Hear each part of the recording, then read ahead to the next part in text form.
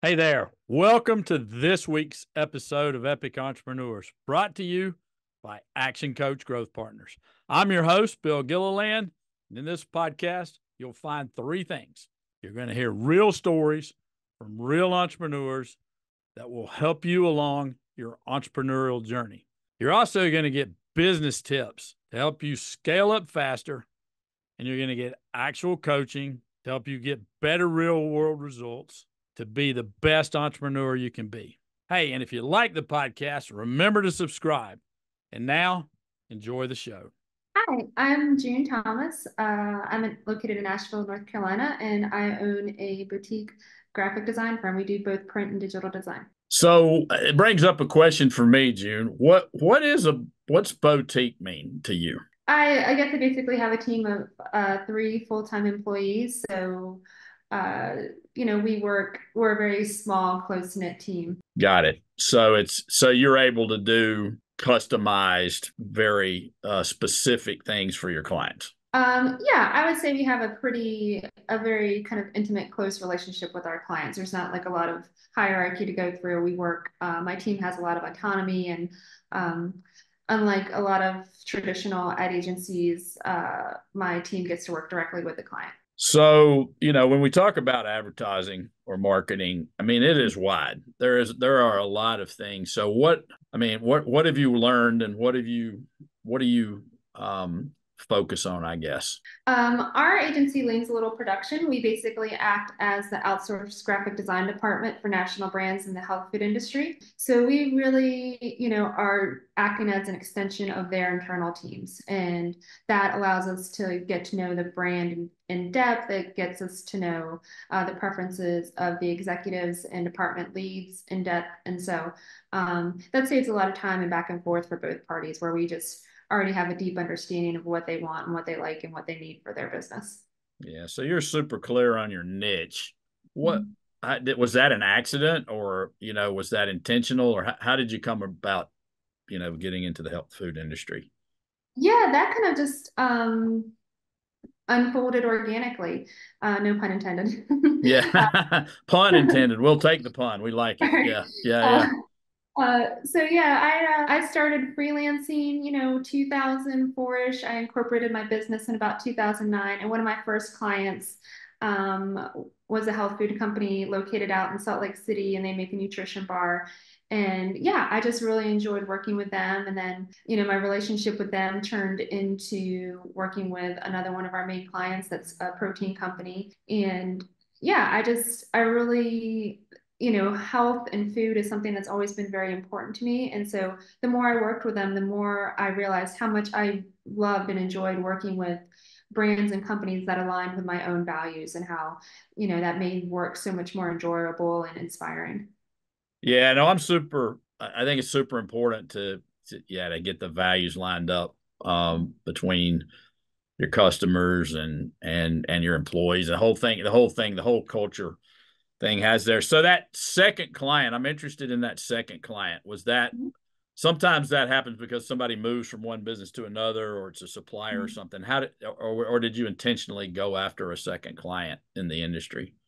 That's exactly what happened. Someone moved companies. Someone I worked with very closely at the first client. I attended a Christmas party and I just really enjoyed talking with him. I really enjoyed talking with his wife, spent the majority of the party talking with them. Had no idea that would solidify our relationship to the extent that when he changed companies, he recommended to the owner of the new company, he was like, I know this person that's really great with graphic design, has a good team, let's work with her. And yeah, that was great. Yeah, that's not unusual, and I think so. I think that's why it's important to make those relationships, because Mhm. you never actually know, like, when someone's going to move companies, or when someone's going to recommend you to somebody else or anything out there. So, do you have any intentional, like, keeping in touch system, or is it all, hey, we do great work and we just naturally keep in touch? Yeah,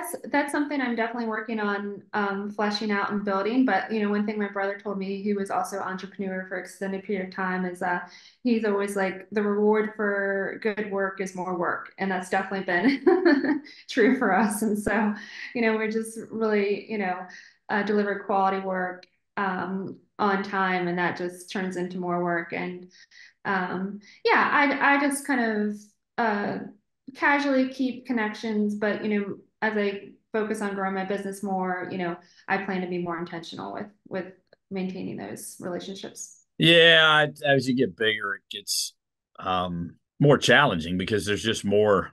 There's just more, and Mhm. there's more to do. There's also more to keep in touch with. So I want to talk about team a minute. You say you got a team. Have you always had a team, or when did you decide to bring on team? Yeah, that's a great question. Probably around 2015, 2016. And consider I'd been a solopreneur since 2009, is when I started dabbling in hiring employees. And, that was a learning experience. Probably wasn't until 2017 I brought on my first, kind of employee that was fully like committed to being in this with me and helping me out. And that was amazing. Once that happened, I was like, why didn't I do this sooner? And yeah, and then it grew from there. Yeah. So do you remember like I mean, that first employee is obviously the hardest one. Do you recall like how you were feeling before you hired that person? Uh, Overwhelmed. I was burning the candle at both ends for sure. Like I just around the clock, it got to a point, and I tried to mitigate that by shedding clients, like shedding local clients. But even then, like the work just kept building, and I was like, okay, it's just at a point where I can't do it all by myself. Yeah. So what did you learn and how did you find your first team member, I guess?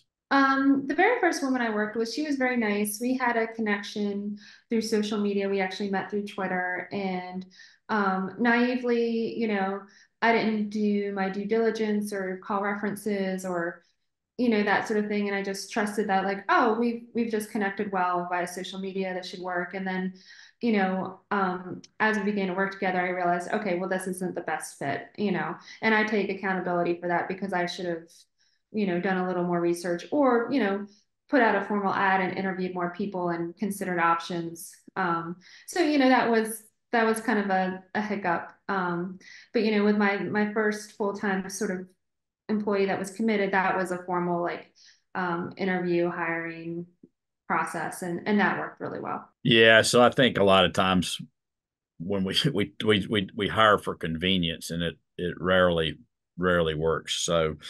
Um, so what's your hiring process now? I mean, let's. Um, yeah, I guess I pick a platform or two to post the job posting, and I usually receive a variety of applicants, like anyone.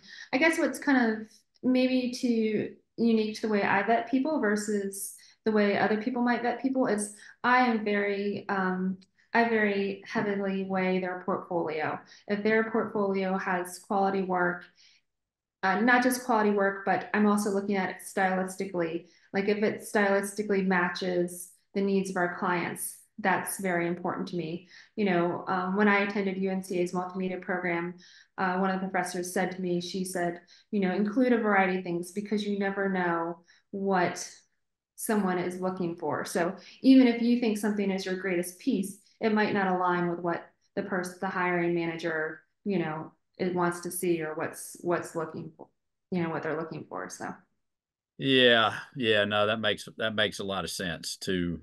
I mean, I think getting clear on what it is you're looking for before mhm. you actually begin the process, like who do you want and what skills and Mhm. values. We talked about values early. Do they have that's gonna be in line with what's Mhm. going on?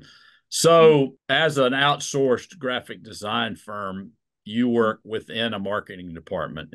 That's correct? Right, that's correct. Yeah. Mhm. So you have to collaborate with people. Mhm. Tell us a little bit about that. That seems to me like it might be A, interesting, and B, challenging and fun all at once. So Yeah. yeah, yeah, Yeah. yeah. Yeah, I mean, I guess it could be challenging. I've actually found a lot of benefits in it. One benefit of working in that manner and giving my team quite a bit of autonomy is that, they work directly with the client a lot. So like it wasn't a few years into that kind of like model that I realized, oh, I've created myself the benefit of like, since they're able to work with the point people as well, I don't have to always be the person that's holding them accountable for deadlines. The client holds them accountable for deadlines as well. And so that takes something off my plate, and that works well. And then the other thing that's been really nice is, I mean, we're highly organized, here internally, but these marketing departments are organized as well with our project management tools. And so they have processes in place.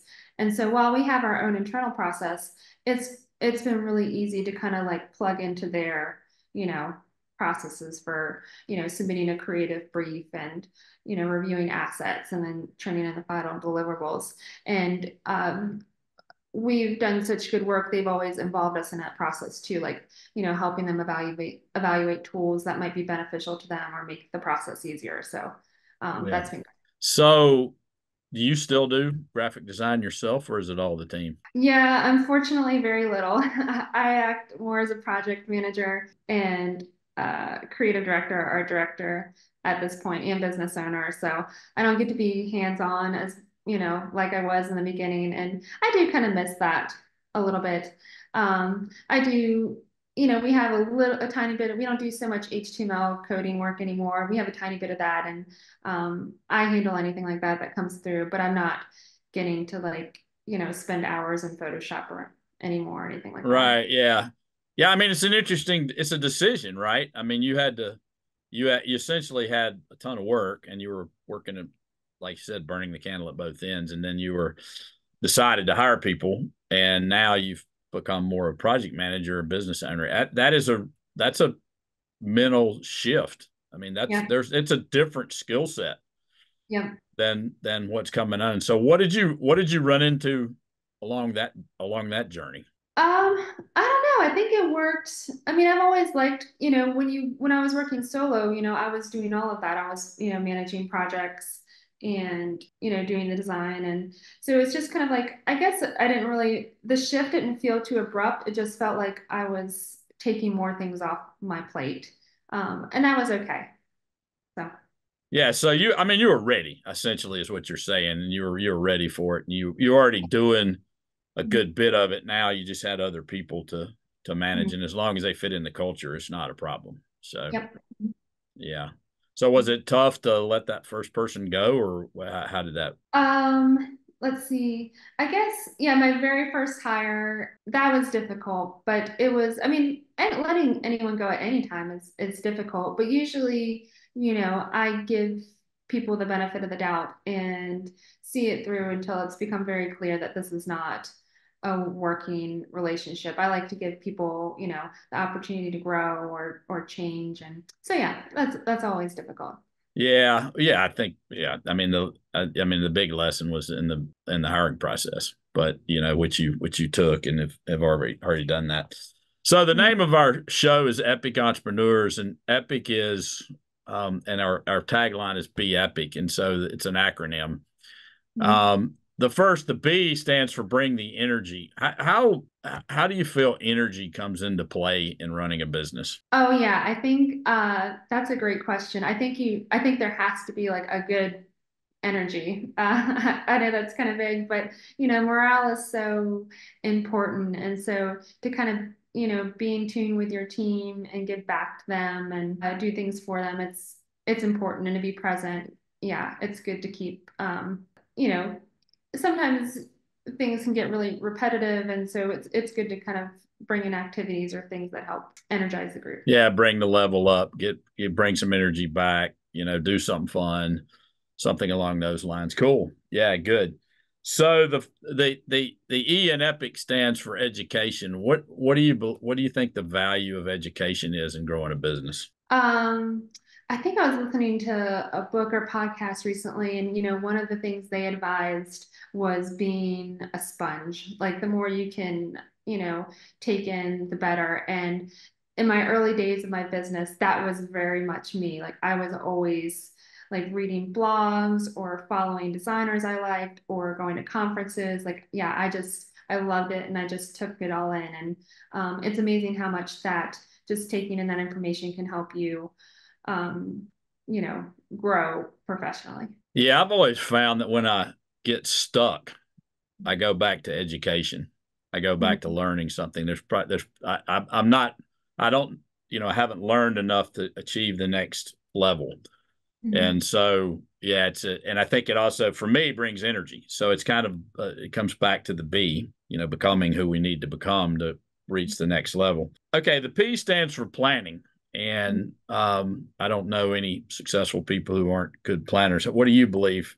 What's your philosophy on planning? Yeah, yeah, planning is great. And that's something I'm blocking out more time for. My business unfolded so naturally, I hadn't had to be too proactive about that in the past. But I guess, kind of thinking about that a little bit, sometimes I really love processes. And I feel like if you are able to establish good processes, that can help minimize the amount of time you have to spend planning or, sorting things out. So yeah, I kind of put processes right up there with planning. I think it's great. I think processes are part of planning. I mean, I think you add in, you plan what's our plan to add. You call them processes, I call them systems, but it's the same thing, to the business so that it is repeatable and people can follow them. I think it's good. I think it's a great thing. How about inspiration? You're I guess you come out of an art-ish background. What are your thoughts on inspiration? Yeah, that's really important and something, I try to fold in a company culture as well. Like just from the like design level, just sharing links or things we find interesting or things that are relevant to like what we're working on. Yeah, that's very important. And I think I kind of like I would say inspiration, you know, definitely influences a lot of my actions. Like I see something that sparks my interest or really gets me excited, and then I'm like, oh, how can I run with that, or how can I do that, or how can that play into my life? So I had a mentor of mine say instead of looking for inspiration or finding inspiration, he said be an inspiration. And I was like, huh. That to me made a lot of sense. How do you become an inspiration to your team and to your clients and to Yeah, everyone else? But I think it comes back to what you're saying. You have to be willing to go down those rabbit holes and see where it takes you yeah, sometimes. Like you get an idea. I mean, I don't know about you, but I get ideas all the time. yeah. And not all of them are great. Some of them are, but we have to test them out to do it. So, all right. So that's the EPI. The C stands for commitment. So, I mean, you seem pretty committed to a path here and a niche. And talk to us about commitment and the importance of commitment in your business. Yeah, I think, I would say commitment for us, like we're very committed to our clients. Mm. We have a great relationship with them. There's a great work dynamic here. And I think when you give people autonomy or, a little bit of creative freedom, and don't, and be realistic about deadlines and expectations, that when you do have like something urgent or last minute, that commitment is there. They're willing to put in the extra time or work to do it because, you've established a good relationship. Yeah, I love it. Yeah, it's an interesting one. I think I'm impressed that you've been able to. A lot of graphic designers just want to do design and they don't actually want to build a business, and you've actually built a nice little business here, and that's impressive. Here's a question for you that I pretty much ask everybody. What do you wish someone had told you before you started your business that you know now that they didn't tell you? Yeah, I wish in the early days someone had told me, to not worry about the things that I felt intimidated by or that felt uncomfortable to me. Because the reality is, someone's already solved that problem or done that. It's just a matter of gathering the resources to for you to be able to do that or move forward. Yeah, it's a great lesson. You're right. Somebody's already done it. How do you find those people though? That's the real question. Where do you find them? Yeah.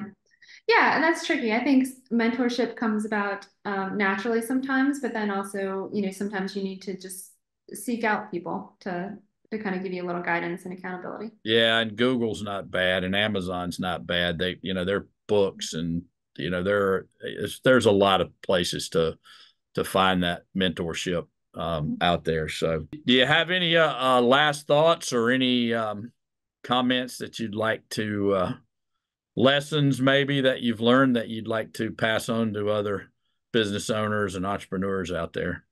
Yeah, I don't know. I don't know if there's, I mean, I guess I've been really lucky in that, I've grown my business with very little adversity. But maybe that comes from just, following, what speaks to me. And I think if you do that and are kind of in tune with that, you know, being an entrepreneur doesn't have to be, hard. It can be in a very, very enjoyable process. Yeah, I love that. I love that. Yes, do what speaks to you. Mhm. Wow, maybe that's a great title for this one. That's awesome. So, how do people get a hold of you if I'm assuming you're just looking for people in the health food industry, but that's all right. How do they get a hold of you if they want to find you? Yeah, that's a good question. My website is nayallc.com, NYAH. My email is june@nayallc.com. And yeah, I've been very word of mouth up to this point. I haven't done a lot of marketing. So yeah, just contacting me directly is a great way. And also, even though I've mentioned, the health food industry is a niche, like I'm very active in the outdoor industry. So anything that just kind of like surrounds health and wellness is, something. Okay, got it. Okay, health and wellness, folks, you got it right there. Naya, what is Naya? I thought I told you it was going to be my last question, but it's not. What is Naya? Yeah, what is Oh, it? the Yeah, word or the yeah. The word or the acronym or yeah. whatever it is. Yeah. Yeah, that's a great question. It's a Swahili word that means kind of with purpose. And so when at the time I incorporated, I was doing a lot more. I actually started out in web development, so I was doing more of that work. And so a lot of the design work I was doing was user interface design. And so um, I picked that word because my design work wasn't like frivolous or showy. It was very intentional. And I think we kind of operate in a similar sense today too, where, our design work is very functional. It's not just like for show or to grab attention. It's to like serve a purpose and help Yeah, our clients accomplish goals. it can be it can be functional and beautiful. I mean, that's great. I mean, that's sort of what Steve Jobs was after at Apple. So Yeah. that's fantastic. That's great. I love that. So Mhm. if you want a graphic design firm that's working with purpose, here we go. We got Naya for you right here in June. So reach out to them. Hey, and really appreciate you coming on the show. Yeah, thank you.